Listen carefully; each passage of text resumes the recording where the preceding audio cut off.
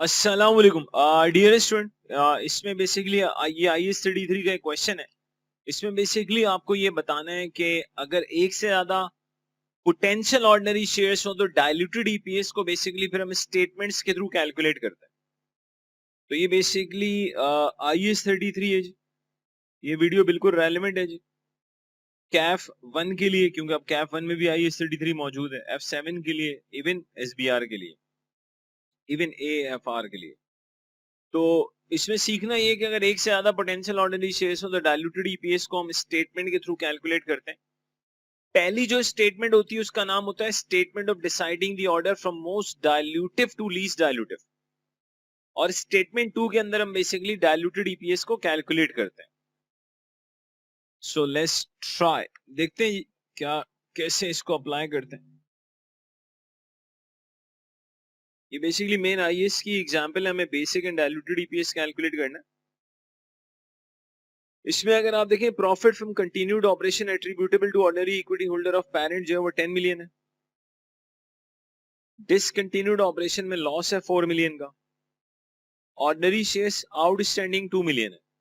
इस पूरे क्वेश्चन में कोई भी ऑर्डिनरी शेयर्स इन 2 मिलियन के अलावा नहीं है। इसका मतलब ये 2 मिलियन इटसेल्फ फिर हमारे लिए क्या हो जाएंगे, weighted average number of ordinary shares. तो बेसिक ईपीएस हम बहुत आराम से कैलकुलेट कर सकते हैं, और लॉजिकली हमें बेसिकली कंटिन्यूड ऑपरेशन का ईपीएस अलग और डिसकंटिन्यूड का ईपीएस अलग कैलकुलेट करना होता है। तो अगर आप देखिए कंटिन्यूड ऑपरेशन से मिलने वाला या आने वाला प्रॉफिट 10 मिलियन है, और क्योंकि 2 मिलियन ऑर्डिनरी शेयर्स के अलावा ड्यूरिंग देयर कोई नंबर ऑफ शेयर्स इशू ही नहीं हुए, तो जो स्टार्टिंग में 2 मिलियन मौजूद है वही weighted average number of ordinary shares हो जाएंगे। सिंपली इस 10 मिलियन को जब आप 2 मिलियन से डिवाइड करेंगे तो आपका बेसिक ईपीएस 5 आ जाएगा। तो कंटिन्यूड ऑपरेशन से जो आपके पास बेसिक ईपीएस आ रहा है दैट इज 5। डिसकंटिन्यूड की अगर हम बात करेंगे तो 4 मिलियन का लॉस है, उसको मैं 2 मिलियन से डिवाइड करूंगा तो बेसिकली डिसकंटिन्यूड में आपके पास लॉस पर शेयर आ जाएगा 2। डिसकंटिन्यूड में जब हम बेसिक ईपीएस कैलकुलेट करने जाएंगे तो वहां पे बेसिकली अर्निंग पर शेयर नहीं है, बल्कि डिसकंटिन्यूड में आपके पास लॉस पर शेयर आ रहा है। क्योंकि जब मैं 4 मिलियन को 2 मिलियन से डिवाइड करूंगा तो डिसकंटिन्यूड में हमारे पास अर्निंग पर शेयर नहीं आ रहा बल्कि लॉस पर शेयर आ रहा है। खैर आगे चलते हैं, मेनली मुझे डाइल्यूटेड पे आपको लेके चलना है। इस क्वेश्चन में अगर आप देखें potential ordinary shares, share option एक पोटेंशियल ऑर्डिनरी शेयर्स है, कन्वर्टेबल प्रेफरेंस शेयर्स एक पोटेंशियल ऑर्डिनरी शेयर है। पोटेंशियल ऑर्डिनरी शेयर मींस जो आज ऑर्डिनरी नहीं है लेकिन ऑर्डिनरी बन सकता है। 5% कन्वर्टेबल बॉन्ड बेसिकली हमारे पास क्या है, ऑर्डिनरी पोटेंशियल ऑर्डिनरी शेयर्स है। सिंस देखा जा सकता है कि एक से ज्यादा पोटेंशियल ऑर्डिनरी शेयर्स हैं, so let us go for the calculation of diluted EPS, जिसमें चेंज ये आएगा कि पहले हमें स्टेटमेंट बनानी पड़ेगी, बेसिक भी कैलकुलेट कर लेंगे, मसला कोई नहीं इंशाल्लाह। स्टेटमेंट ऑफ, पहली जो हमारे पास स्टेटमेंट है उसमें सिंपली हमने ये डिसाइड, एक statement of deciding the order है, statement of deciding the order from the most dilutive to least dilutive. Statement of deciding the order from the most dilutive to least dilutive. Simply आप ले लें जी, सबसे पहले increase in earnings, increase in earnings का एक column बनेगा बेटा। Second column होगा increase in number of shares, increase in number of shares. यहां पर हमारे पास एक इंक्रीमेंटल ईपीएस आ जाएगा, इंक्रीमेंटल ईपीएस। फोर्थ कॉलम में हम ले लेंगे ऑर्डर। अच्छा जी, अब पोटेंशियल ऑर्डिनरी शेयर्स की अगर हम बात करें, let's talk about share options. Share option में हमें सिर्फ और सिर्फ shares for nil consideration calculate करने होते हैं, और ऑब्वियसली शेयर ऑप्शन से नंबर ऑफ, जब शेयर ऑप्शंस में निल कंसीडरेशन वाले जो शेयर्स हैं वही बेसिकली आपके ईपीएस को डाइल्यूट करते हैं।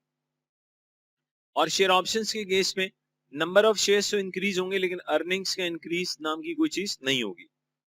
अगर आप देखें एक्सरसाइज प्राइस 60 है और मार्केट में एवरेज जो मार्केट प्राइस चल रही है वो 75 है, तो जो चीज मार्केट में ऑन एवरेज 75 की चल रही है, कंपनी उसके अगेंस्ट आपको एक्सरसाइज प्राइस कोट कर रही है 60।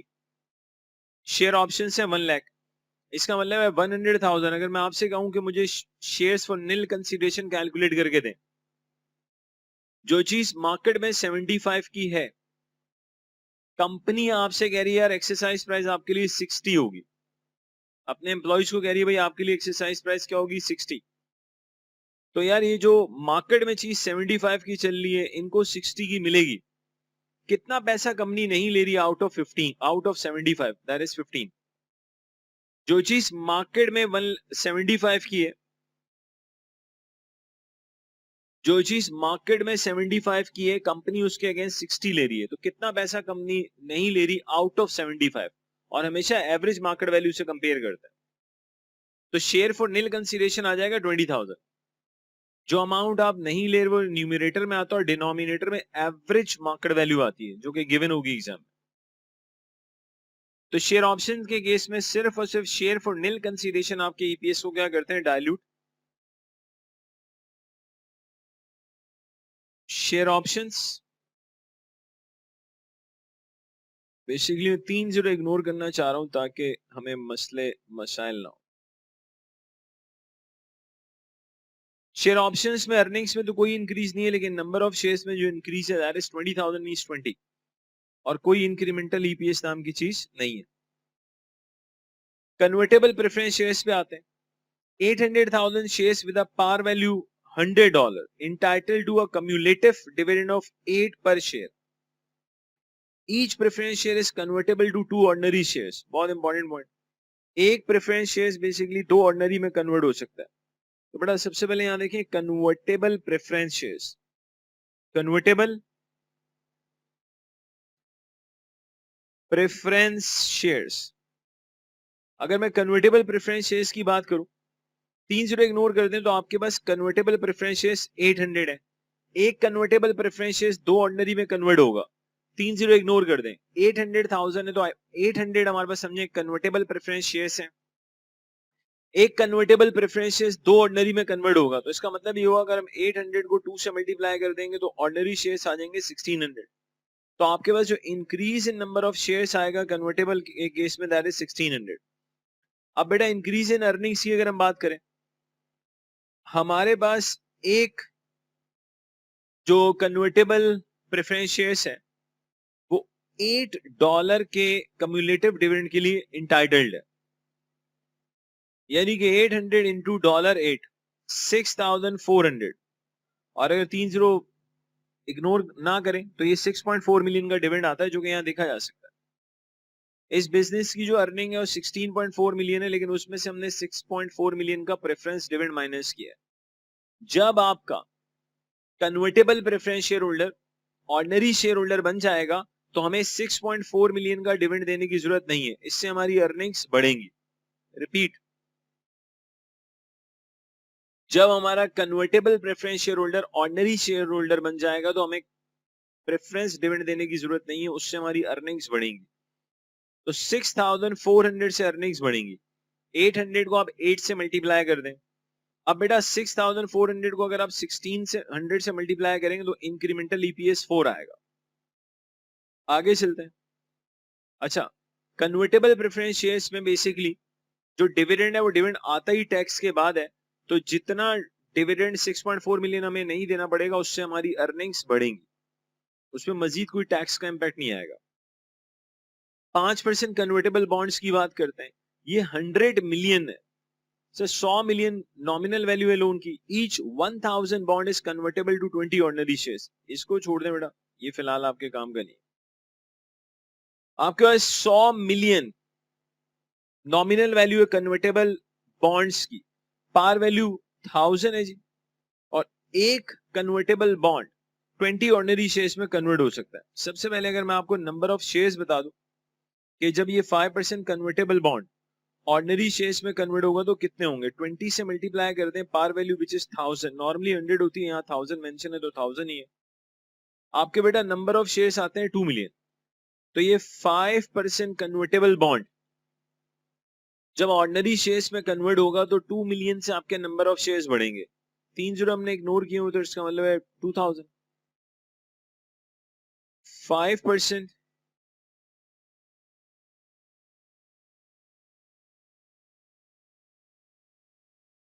कन्वर्टेबल बॉन्ड्स की अगर हम बात करें,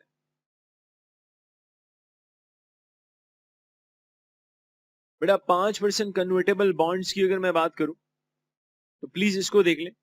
ये 100 मिलियन है, इसको 20 से मल्टीप्लाई किया, पार वैल्यू से डिवाइड किया, तो ये 2 मिलियन आ रहा है। इसका मतलब ये हुआ increase in number of shares आ रहा है 2000। अब जब 5% कन्वर्टेबल बॉन्ड ऑर्डिनरी शेयर्स में कन्वर्ट हो जाएगा तो ऑब्वियसली हमें इंटरेस्ट देने की जरूरत नहीं है, इंटरेस्ट सेव होगा। जब अल्लाह माफ करे इंटरेस्ट सेव होता है तो इंटरेस्ट सेविंग को आफ्टर टैक्स करके हमें एड बैक करना होता है। इंटरेस्ट सेविंग को आफ्टर टैक्स इसलिए करते हैं क्योंकि इंटरेस्ट जो है वो बेसिकली टैक्स से पहले आता है। तो जब इंटरेस्ट सेव होगा तो आपकी अर्निंग्स बढ़ेंगी, अर्निंग्स बढ़ेंगी तो टैक्स भी बढ़ेगा। अब यहां देखें, आप 100 मिलियन का 5% सेव करेंगे इंटरेस्ट, ठीक है। अगर हम 100 मिलियन का 5% इंटरेस्ट सेव करेंगे तो 100 मिलियन का 5% होता है 5 मिलियन। फिर उसको आफ्टर टैक्स करेंगे क्योंकि ईपीएस के अंदर बेसिकली प्रॉफिट आफ्टर टैक्स लिया जाता है। तो अगर मैं 100 मिलियन का 5% लूं तो 5 मिलियन आता है। अगर मैं उसको 1 माइनस टैक्स रेट से मल्टीप्लाई कर दूं तो बेसिकली 3 मिलियन से आपकी इंक्रीज इन अर्निंग्स आएंगी। जो इंक्रीज इन अर्निंग्स है, बट आप 100 मिलियन का 5% लें, 5 मिलियन आएगा, इसको 1 माइनस टैक्स रेट कर दें। टैक्स का रेट 40% है तो आफ्टर टैक्स कितना हो जाएगा 60%। अगर किसी चीज में से 40% माइनस कर दें तो बचेगी कितनी 60%। तो ये आपके पास 3 मिलियन आ रहा है। तो बेटा इंक्रीज इन अर्निंग जो आएगा आफ्टर टैक्स पोस्ट टैक्स वो 3 मिलियन है। 3 जीरो इग्नोर कर दें तो 3000। 3000 को आप 2000 से डिवाइड करें 1.5 आएगा। अच्छा, अब ऑर्डर, बेसिकली ये जो स्टेटमेंट है इसका नाम है statement of deciding the order from the most dilutive to least dilutive. Order को डिसाइड कैसे करते हैं, बहुत अच्छे से सुनिएगा। जहां इंक्रीमेंटल अर्निंग पर शेयर सबसे कम है वहां डायल्यूशन सबसे ज्यादा है। तो फर्स्ट, सेकंड और थर्ड, मैं रिपीट कर रहा हूं अपनी बात। जहां इंक्रीमेंटल ईपीएस सबसे कम है वहां डायल्यूशन सबसे ज्यादा है। हाउ टू डिसाइड कि यार 3 पोटेंशियल ऑर्डिनरी शेयर्स हैं, कौन सबसे ज्यादा ईपीएस को डायल्यूट करेगा। क्राइटेरिया दोबारा बता रहा हूं, जहां अर्निंग पर शेयर सबसे कम है वहां डायल्यूशन सबसे ज्यादा होगी। तो सबसे पहले शेयर ऑप्शन, वहां अर्निंग पर शेयर है ही नहीं। फिर उसके बाद 1.5 क्योंकि वो 4 से कम है। तीसरा नंबर आ जाएगा कन्वर्टेबल प्रेफरेंस शेयर्स का। अगली स्टेटमेंट में हम डायल्यूटेड ईपीएस को कैलकुलेट करेंगे। ये स्टेटमेंट है जी कैलकुलेशन ऑफ, अब डायल्यूटेड ईपीएस की बात हो रही है। Calculation of diluted EPS, simply आप यहां पे अर्निंग्स ले लें, अर्निंग्स ले ली, या आप नंबर ऑफ शेयर्स ले लें, नंबर ऑफ शेयर्स, और यहां पे सिंपली हम ईपीएस की बात करें। जो डायल्यूटेड ईपीएस की स्टेटमेंट स्टार्ट होती है, स्टेटमेंट हमेशा बेसिक ईपीएस से स्टार्ट होगी। ये स्टेटमेंट हमेशा किससे स्टार्ट होगी, बेसिक ईपीएस से। अगर मैं बेसिक ईपीएस की बात करूं तो बेसिक ईपीएस हमने कुछ इस तरह से डिस्कस किया था कि 10 मिलियन को हमने डिवाइड किया था, 2 मिलियन से 5 आया था। प्रॉफिट फ्रॉम कंटिन्यूइंग ऑपरेशंस लिया था। तो सिंपली आप ले लें प्रॉफिट फ्रॉम कंटिन्यूड ऑपरेशंस। बेटा प्रॉफिट फ्रॉम कंटिन्यूड ऑपरेशंस की अगर हम बात करें, हम 3 जीरो बेसिकली इग्नोर कर रहे हैं। तो हमारे पास ये 10,000 का प्रॉफिट है, और एग्जिस्टिंग जो weighted average number of ordinary shares है 2000। इसका मतलब बेसिक ईपीएस आपके पास क्या है 5। 5 हमारे पास क्या आ जाएगा, एक बेसिक ईपीएस।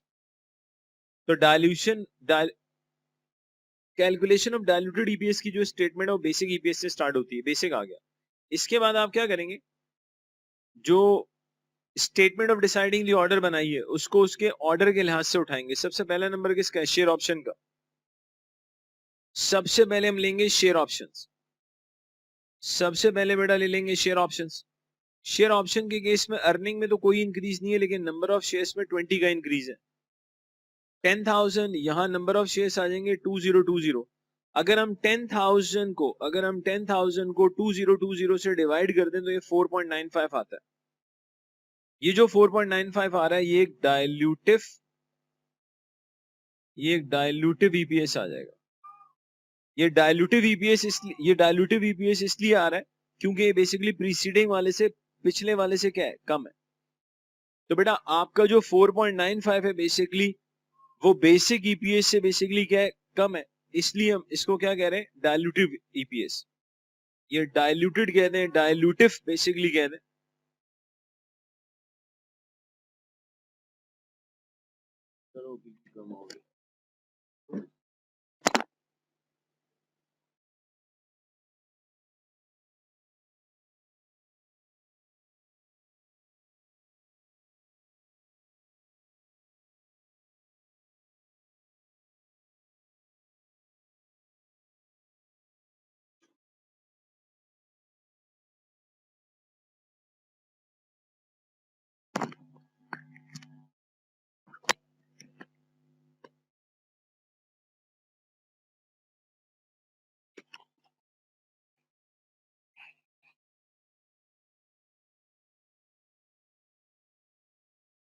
अच्छा ये आपके पास 4.95 एक डायल्यूटिव ईपीएस आ गया।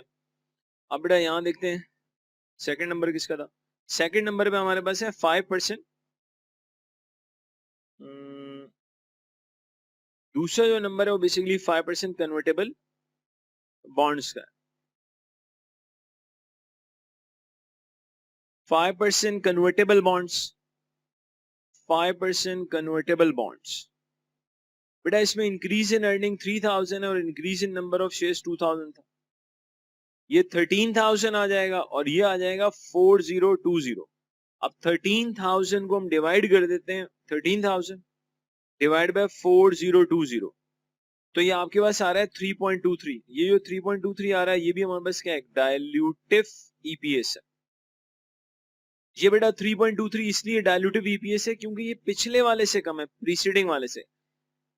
इस स्टेटमेंट के थ्रू जब डायल्यूटेड ईपीएस कैलकुलेट होता है तो हमेशा डायल्यूटेड को पिछले वाले से कंपेयर करते हैं। 4.95 के लिए प्रीसीडिंग 5 था, उससे 4.95 कम है तो इसलिए डायल्यूटिव। 3.23 के लिए प्रीसीडिंग 4.95 है, उससे 3.23 कम है इसलिए डायल्यूटिव। अगर 3.23 की जगह आंसर 4.95 से भी ज्यादा आता हम उसको एंटी डायल्यूटेड कहते हैं और वहीं पे हम अपनी कैलकुलेशन रोक देते हैं। और एंटी डायल्यूटेड ईपीएस को स्टेटमेंट, फाइनेंशियल स्टेटमेंट के फेस पे शो नहीं करते क्योंकि बेसिकली वो जो डायल्यूटेड ईपीएस को कैलकुलेट करने का ऑब्जेक्टिव है उसके अगेंस्ट चला जाएगा। डायल्यूटेड ईपीएस कैलकुलेट करने का ऑब्जेक्टिव ये होता है to show the dark side of the business. बेटा अब तीसरे नंबर पे कन्वर्टेबल प्रेफरेंस शेयर्स ही, और तो कुछ है ही नहीं। तीसरा नंबर है जी कन्वर्टेबल प्रेफरेंस शेयर्स। अब बेटा कन्वर्टेबल प्रेफरेंस शेयर्स की अगर हम बात करें तो इंक्रीज इन अर्निंग्स आ रहा है 6,400, increase in number of shares है 1,600। ये आ जाएगा 19,400 और ये आ जाएगा 5,620। अब बेटा 19,400 को आप डिवाइड कर दें 5,620 से तो ये आपके पास आ रहा है 3.43। इस 3. सॉरी ये आ रहा है आपके पास 3.45। इसको कहेंगे एंटी डायल्यूटेड। एंटी डायल्यूटिव इसलिए कह रहे हैं क्योंकि ये पिछले वाले से क्या है, ज्यादा है। अच्छा अब थोड़ा सा और आगे चलते हैं।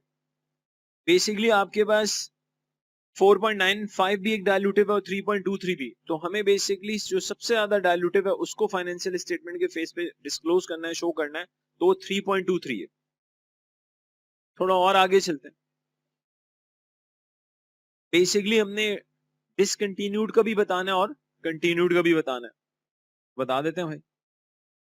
बेसिक ईपीएस यहां ले लेते हैं, diluted EPS. Profit from continued operation की अगर हम बात करें, प्रॉफिट फ्रॉम कंटिन्यूड ऑपरेशंस। अब जरा प्लीज जागते रहिएगा। प्रॉफिट फ्रॉम कंटिन्यूड ऑपरेशन की अगर हम बात करें तो हमारे पास प्रॉफिट फ्रॉम कंटिन्यूड ऑपरेशन 10,000 है और वेटेड एवरेज ऑर्डिनरी शेयर्स 2,000 है। तो बेसिक ईपीएस हमारे पास आता है 5 और 4.95 और 3.23 में से जो ज्यादा डायल्यूटेड है वो 3.23 है। अब यहां पे लेंगे बेटा loss from discontinued operation, loss from discontinued operation. अब लॉस फ्रॉम डिसकंटिन्यूड ऑपरेशंस की अगर हम बात करें तो प्लीज देखिएगा, आपके पास जो लॉस है डिसकंटिन्यूड ऑपरेशन का वो 4 मिलियन है। इस 4 मिलियन को अगर मैं इस 2 मिलियन से डिवाइड करूं तो आपके पास लॉजिकली बेसिक ईपीएस नहीं आ रहा, बेसिक लॉस पर शेयर आ रहा है। 4 मिलियन का लॉस है, उसको मैं 2 मिलियन से डिवाइड करता हूं तो मेरे पास लॉस पर शेयर आता है 2 का नेगेटिव। चलिए हम उसको डायरेक्टली बता देते हैं कि हमारे पास बेसिकली यहाँ पे क्या आ रहा है, लॉस आ रहा है 2 का। ओके, ये 2 बेसिकली नेगेटिव शो कर रहा है लॉस पर शेयर को। अगली चीज, आपके पास डायल्यूटेड ईपीएस मौजूद है 3.23। ओके, अब ये जो डायल्यूटेड ईपीएस 3.23 है, इसमें जो आपने नंबर ऑफ शेयर्स यूज किए 4020 किए। तो डिसकंटिन्यूड ऑपरेशन में भी बेसिकली जब हम बात करेंगे कि डिसकंटिन्यूड के साथ कैसे डील करना है, तो उसमें भी एग्जैक्टली वही नंबर ऑफ शेयर्स लिए जाएंगे जो 3.23 में लिए थे, विच इज 4020। अब आपके पास डिसकंटिन्यूड में 4000 का लॉस है। अगर मैं 4000 के लॉस को 4020 से डिवाइड करूंगा तो ये नेगेटिव 0.99 आएगा। ये नेगेटिव क्या आ रहा है जी, 0.99।